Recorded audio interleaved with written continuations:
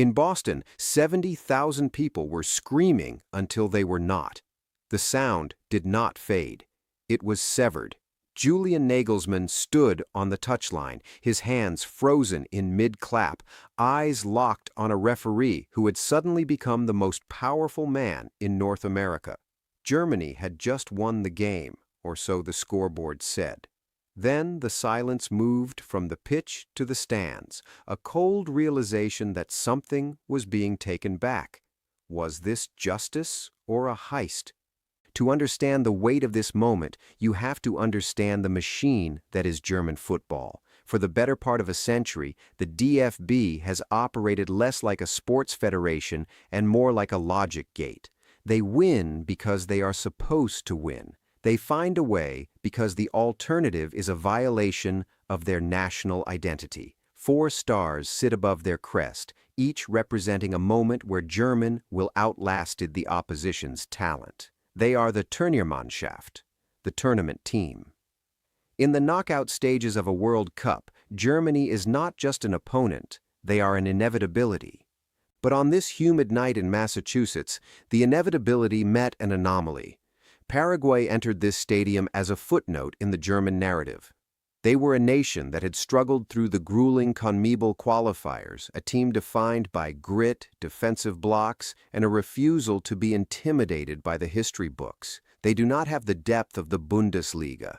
They do not have the tactical laboratory of the German coaching staff. What they had was Orlando Gill in goal and a collective heart that beat in a different rhythm than the clinical German engine.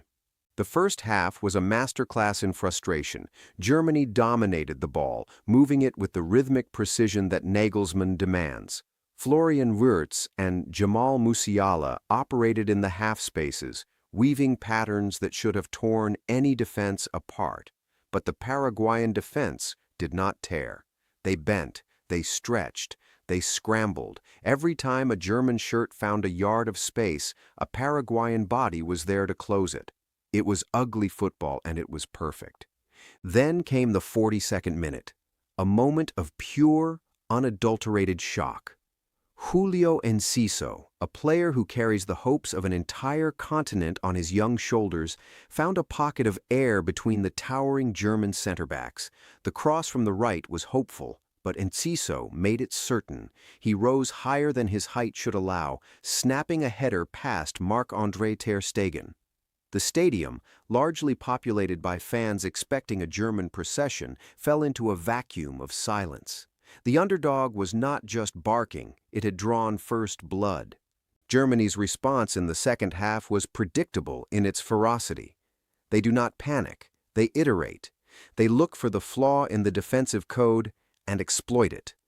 In the 57th minute, they found it. Florian Wirtz, playing with a vision that seemed to transcend the physical pitch, slipped a pass through a gap no wider than a football. Kai Havertz was there. A clinical finish. 1-1. The machine was back online. The script was being rewritten back to its original form. But as the clock ticked through the 90 and into extra time, something felt different. The German press was less suffocating. The Paraguayan counters were more dangerous. The game became a war of attrition, played in the heavy air of a Boston summer. Players were cramping, tactics were dissolving into pure survival. And then, the 112th minute arrived. The moment that will be discussed in the bars of Berlin and the plazas of Asunción for the next 50 years. Germany won a corner. The delivery from Joshua Kimmich was perfect, a curling arc of leather that invited violence. Jonathan Tah, a man who had spent the night defending against ghosts, became the protagonist. He rose above the crowd, his forehead meeting the ball with a sound that could be heard in the front rows. The ball hit the back of the net. The German bench emptied. Nagelsmann was halfway onto the pitch. It was the winner. It was the goal that would send the Giants into the next round and the brave underdogs home with nothing but pride. Then the whistle. Not the whistle for a goal, but the sharp, repetitive blast of a referee halting a celebration. Jalal Jiyed, the Moroccan official, was pointing to his ear. The VAR booth was speaking. Somewhere in a darkened room filled with monitors, the joy of a nation was being dissected frame by frame. The stadium held its breath. The tension was not excitement. It was an alloy of dread and confusion. The review centered on Waldemar Anton. As the corner had come in, Anton had been jostling with Orlando Gil, the Paraguayan goalkeeper. In real time, it looked like the standard physical combat of a set piece. In slow motion, every touch becomes an assault. The footage showed Anton's shoulder making contact with Gil's arm. It showed the goalkeeper falling backward, away from the flight of the ball. To the German players, it was a legal screen. To the referee, after 4 minutes of staring at a screen, it was a foul, goal, disallowed. The scoreboard flickered back from 2 to 1 to 1 to 1. The psychological blow was visible. You could see it in the way Todd dropped his head. You could see it in the way Nagelsmann paced his technical area, his face a mask of controlled fury. This was the moment the game changed. This was the moment where the spirit of the match was replaced by the letter of the law. Analysts would later tear this decision apart. Peter Schmeichel, a man who knows the sanctuary of the 6-yard box better than anyone, was adamant.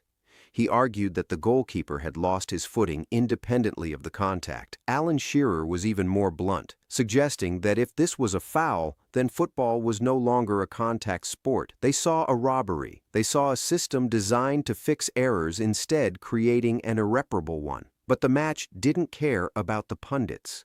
The match continued. The final minutes of extra time were a blur of desperation. Germany pushed, but the soul had been sucked out of their attack. They were playing against the referee, against the technology, and against a Paraguay team that now believed they were protected by destiny. When the final whistle of extra time blew, the result felt settled before a single penalty was even taken. Penalty shootouts are often described as a lottery, but that is a lie. They are a psychological autopsy. They reveal the hidden fractures in a player's confidence.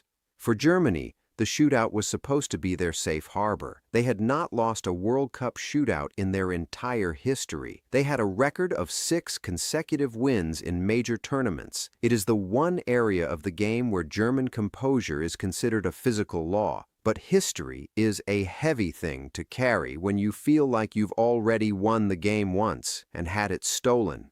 Orlando Gil, the man at the center of the VAR controversy, stood on the goal line like a titan. He wasn't just a goalkeeper anymore. He was the personification of Paraguayan defiance. He had studied the German takers. He knew their habits, their tells, the way their eyes moved before they struck the ball. The German players stepped up. One by one, the mechanical reliability failed. The first miss was a shock. The second was a tragedy. When Jonathan Tah, the man who thought he had scored the winner 10 minutes earlier, stepped up to take his penalty, the irony was almost too much to bear. He looked exhausted. He looked like a man who had been told his best wasn't good enough. He struck the ball, and it sailed over the bar, disappearing into the sea of fans. When José Canal stepped up for Paraguay's final kick, there was no doubt. He struck it with the confidence of a man who knew the gods were on his side. The net bulged. The stadium erupted. Paraguay had done it. They had slain the giant. They had survived the machine. The German players collapsed. Some stayed down for minutes, staring at the grass as if looking for the answers that the scoreboard wouldn't give them.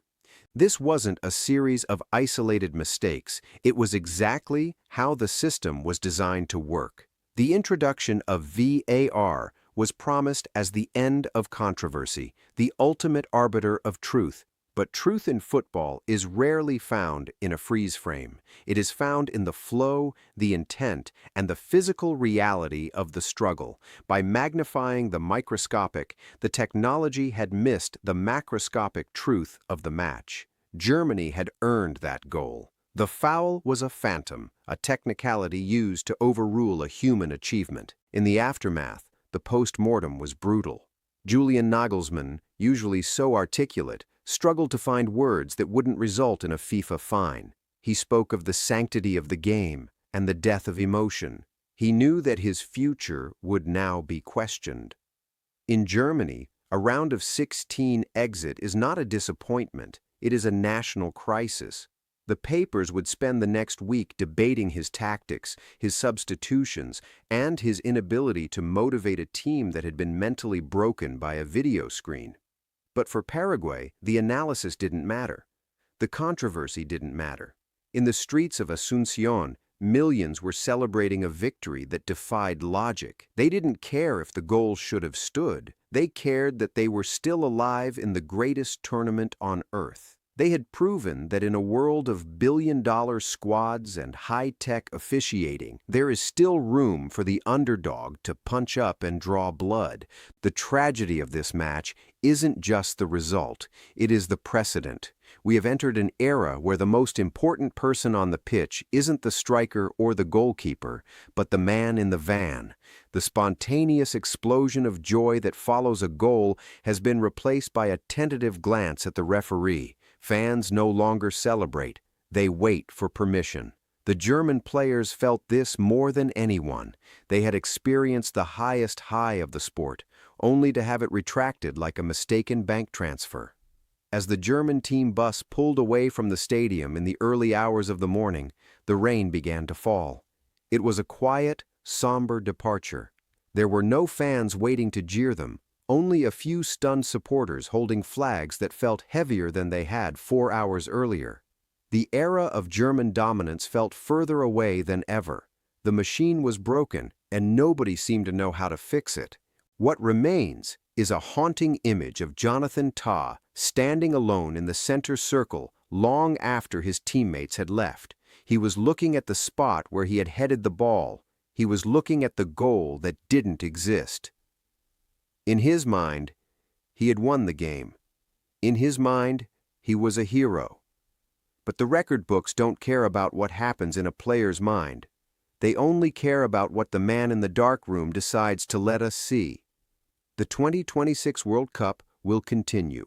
Other teams will win, other stars will rise, and eventually this match will become a trivia question. But for those who were there, the feeling of that night will never truly dissipate. It was the night that football's past and its technological future collided, leaving a trail of wreckage that transformed a sporting powerhouse into a memory. The tournament moves to the quarterfinals, where Paraguay will face a new challenge, buoyed by the belief that they are invincible. Germany returns home to a country that will demand answers they cannot give.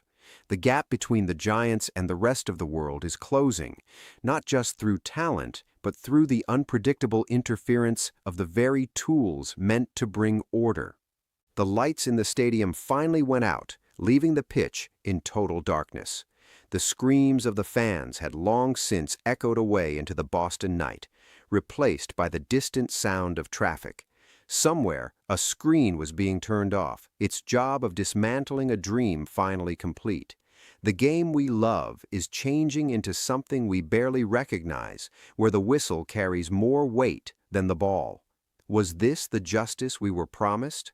One final image remains, a single German jersey left on the locker room floor, a discarded skin of a fallen empire. A quiet observation in a loud world. Is any victory truly final anymore?